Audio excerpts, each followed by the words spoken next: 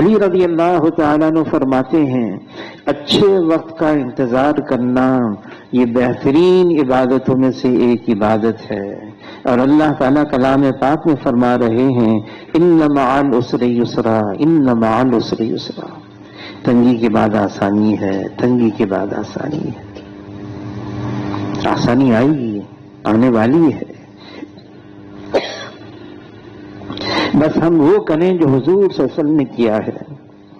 مشکل آتی، پریشانی آتی، مسجد میں آتے، نماز میں مشغول ہو جاتے، اللہ سے دعا مانگتے۔ اس امت کو حضور صلی اللہ علیہ وسلم دعا والا بنا کر گئے ہیں، دعا والا، دعاؤں سے بہت سارے حالات بن جاتے ہیں۔ ہسپتال کے اندر ایک عورت آئی، ایک لیبارٹری سے اپنا رپورٹ لے کر آئی، یہاں زخم تھا اور اس کو نکالا، ٹیسٹ کیا تو اس میں کینسر آیا۔ اب وہ پریشان ہوں، میرے پاس آگے کسی نے بھیجا آپ کے پاس، کام سستا ہو جائے گا۔ اچھا ٹھیک ہے، یہ جو آپریشن کیا ہے اس کو نئے سرے سے کرنا پڑے گا، پورا کاٹنا پڑے گا۔ اور اس نے اسکارف بھی پہنا ہوا تھا، کوئی دیندار لگتی تھی۔ پھر اس کا آپریشن کیا، اسی لیبارٹری میں بھیجا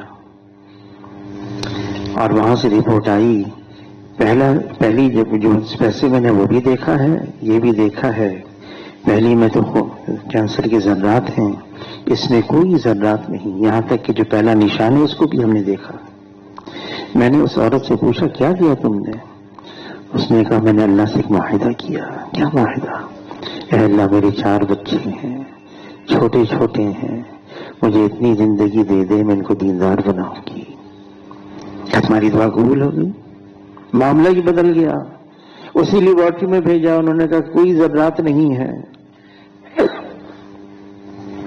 یہ نظام اللہ چلا رہے ہیں، اور اللہ جو فرماتے ہیں کہ میرے سے مایوس مت ہو، وہ بڑا قدردان ہے جو صرف اللہ کا نام لیتا ہے، کبھی محروم نہیں ہوتا، جو صرف اللہ کا نام لیتا ہے، جو مجمع میں لیتا ہے، اللہ فرشتوں کے مجمع میں اس کا نام لیتے ہیں، کوئی تنہائی میں چپ کے اللہ کا نام لیتا ہے، پھر اللہ بھی چپ کے اس کا نام لیتے ہیں۔ جو اللہ کا ہے پھر اللہ اس کے ہیں۔ اللہ تعالیٰ ہم سب کو اس کے لیے قبول فرما لے، ہم اللہ کی طرف متوجہ رہیں، کوئی مایوسی کی بات نہیں، کوئی نا امیدی کی بات نہیں، پر امید رہنا اللہ سے، اچھا گمان باندھنا۔ اللہ تعالیٰ ہم سب کو قبول فرما۔